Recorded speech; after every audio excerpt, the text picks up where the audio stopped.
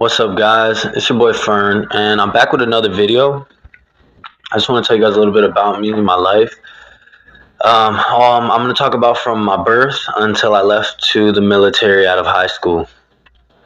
So, to start off, I was born in Puerto Rico.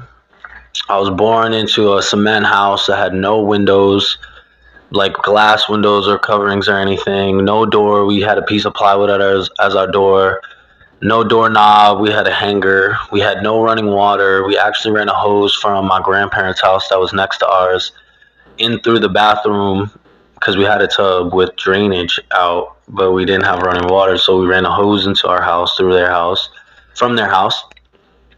And my dad had to go down to town every morning and get a big bag of ice to keep my milk cold. That's literally, we had nothing. When it was dark there, it was dark. When it was light, it was light. When it was hot, it was hot. And when it was cold, it was cold. And life was not easy at that time. My dad was on the pursuit to become a professional boxer, and that ended up not working out because his dad had a pretty bad drinking problem. So he ended up moving back to the United States with me, and my brother was just born at the time. I was roughly 4 years old. And so my older sister, she's 5 years older than me. We moved back to Allentown, Pennsylvania, not the best neighborhood. We actually started out here in Section 8 housing. After a while, my dad ended up saving up enough money to get us our first house. We moved into our first house. At this point, my dad himself had become a pretty bad alcoholic because he was going through the pain of losing his dream of becoming a professional boxer. And so his own life was kind of in turmoil if you would talk to him about it. And we were just kids growing up. I grew up in a pretty rough area. My fourth grade class was so bad that we actually had like 5 teachers in 1 year, and every teacher would quit until our last teacher. It was this bald guy who looked like Mr. Clean, and his name was Mr. Snyder.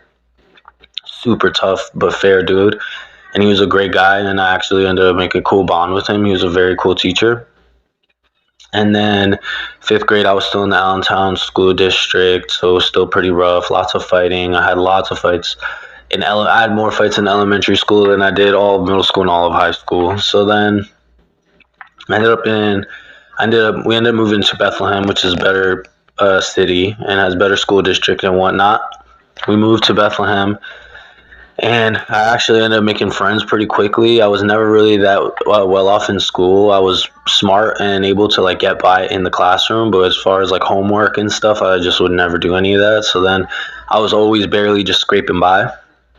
Until 8th grade, I got into this program called Sequoia, and my 8th grade teachers, they actually integrated camping and hiking and being outdoors with the school program. So you had to have like passing grades in order to go on to the trips. So I have a teacher, one of the teachers, her name was Mrs. Hood. And I still keep in touch with her to this day, and I'm 27. We go out to eat here and there and catch up, and she sees how my life is going and whatnot. And she used to come into school like hours beforehand, and she would help me with the projects, and she would help me with the work, and she'd make sure all my grades were good enough to go on the trips. And it was really touching to have somebody that cared about me so much in my life. And all through high school, we always stayed super connected. We still do, and she always looked out for me. And then the summer between 8th and 9th grade, I had made some pretty cool friends in the program, and they were close to me. And we'd go down to the river all the time, and we'd be fishing like every day of the summer. And one day, my friends, they were all busy. They had swim practice or baseball or whatever, they were all doing different things. So I decided I'd go fishing by myself. And this random guy came up to me, old man in his 70s, and he starts talking to me. And usually, like, the conversation's normal, like, what are you fishing for? Did you catch anything? Blah, blah, blah. People that like to fish and stuff, they'll tell you their things and what they like to do and what they've caught and et cetera, et cetera. So it kind of started off like that. And then it kind of got into this weird conversation, him talking about, like, sleeping over buddy's house and stuff, and I was like, this guy is so weird. Like, why is he going off on this tangent about wrestling with guys that sleep over? It was just very weird to me. So I felt weirded out. I was probably 12 years old at the time. Very, very weirded out. And I said, all right, sir, like, I gotta go. It was nice to meet you, whatever. Grabbed me and tried to kiss me and stuff, I turned my face away and then I pushed myself away. And then he was like, "Come here, I know you want this." And I was like, "Oh God." And I ran away. And then I ran all the way back to my house. It was probably like a mile. Ran to my house. And my dad and my uncle were at the house. And my dad and I just walked in the house like this, like just in fear and shock. And my dad said, "What happened? What happened?" Because he could just tell on my face that clearly something bad happened. And I told him what happened, and him and my uncle got in the car. They went down to the river where the area was, because it was like if you kept walking down the path, it was connected to parks and parking lots. So they went down to this area because that was the direction he was walking in. And they saw a cop on a motorcycle, and they waved him down. Then the cop was talking to us about what happened, and while he was talking to us, there's one little bridge that's from this like park river area, one little bridge that goes into the city, and then you're basically just in the city, right? And my brother ran and told my mom what was going on, and so she was coming afterwards. And then as my mom and my brother were coming across the bridge, they saw this old guy that I had described, and my brother said, "I think that's him." And so the cop went over, stopped him. It turned out that this guy had been in and out of jail his whole life for essaying children, and like brutally. And I was just so, I mean, literally getting goosebumps just thinking about it. And I literally escaped, right? And at this time, I had no real formal training in wrestling, boxing, anything like that. And so going into high school, I had this huge insecurity of like, what if I ever get into a situation like this and I don't know how to defend myself? That's what was going through my mind at the time. I even had a knife on me when this guy tried to do this to me. And I thought I should use this, right? But then I thought, but what if he gets it from me? And then, you know what I mean? I was so scared that I was like, no, like, oh my gosh, I just ran, right? But what if I couldn't run? Like, I had no idea how to defend myself. So then going into high school, I went down to the wrestling room and I told the wrestling coach, like, hey, I want to learn how to wrestle. This happened to me over the summer. I want to be able to be in situations and know that I can defend myself and stuff. And even after, for years, like probably until I was like 19, 20 years old, if I was walking by myself down the street and I saw an old guy walking towards me, I would just cross the street just to totally avoid that, because I was just so scared all the time. Like, I don't know who's a weirdo. It was very, very scary thing.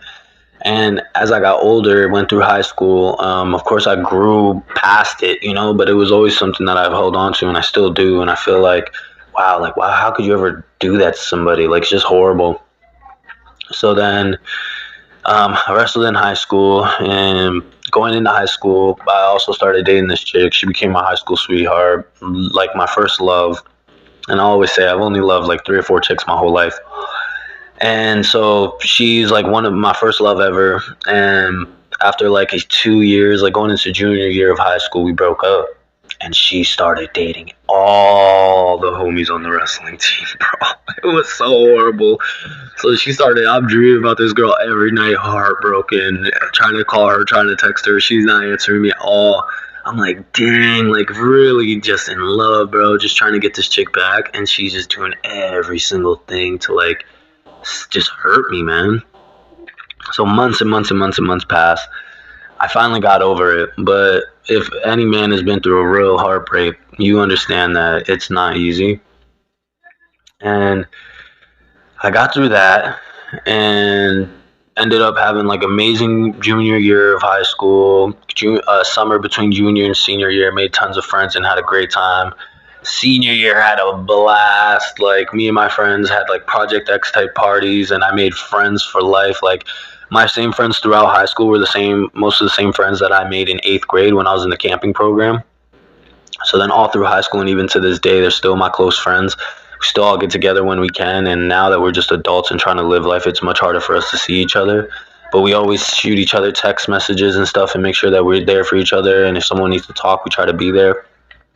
And so after high school, I was 17 years old. I graduated young. I really should have graduated a year later, and it probably would have been helpful for me to be a little bit more mature getting out of high school and coming into the real world. But coming into the real world, I knew I didn't want to go to college because I just wasn't ready for it. I'm so bad at doing projects and homework and stuff like that. that I just said, no, I can't. So I told my dad, said, what are you going to do with your life? And I said, I don't know.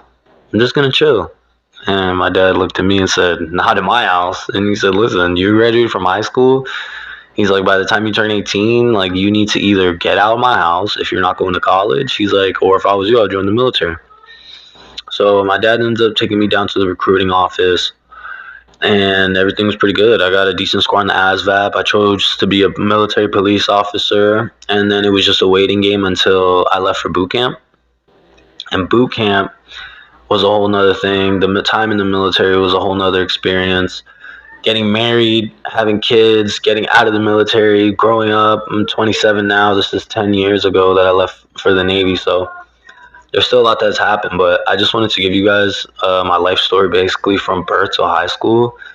There was definitely some things in there that I guess I just touched surface level. If anybody is interested in all this and wants me to talk more about my experiences, how I got over this or that, how I got into wrestling or grew confidence, or, just got to be who I am, because I'm pretty proud of who I am. I think when most people talk to me and see me and get to know me, they see that I'm a very, like, real, down to earth person. And honestly, sometimes I'm honest to a fault, but I would rather be hated for being real than being liked for being fake. And I'll just stick to that. And I hope that YouTube can see me and push my stuff to people that will actually be a community for me, and that we can actually build something together. Because I'll genuinely make this promise right now. I'm going to make part 2, part 3, or whatever of my lives and different stories about my life. But I genuinely promise that if I learned how to make a living off of the internet, talking to you guys and making these types of videos, I promise that I will do more for the world than any other creator on YouTube has ever. Okay? I will make farms to help people. I will make farms that will feed the world.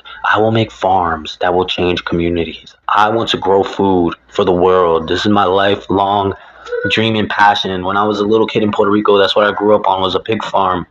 And I was with my grandfather all the time. And he was an amazing dude. And me and him were like this. And he instilled the love of the land into me. And that's what I want people to know, is that we can truly heal from nature. We don't need our phones or this, and we can use these as tools to get back into the real world and really help heal each other, heal ourselves, and heal the world. And that's truly my message here, is to try to get to the point where I can help people heal.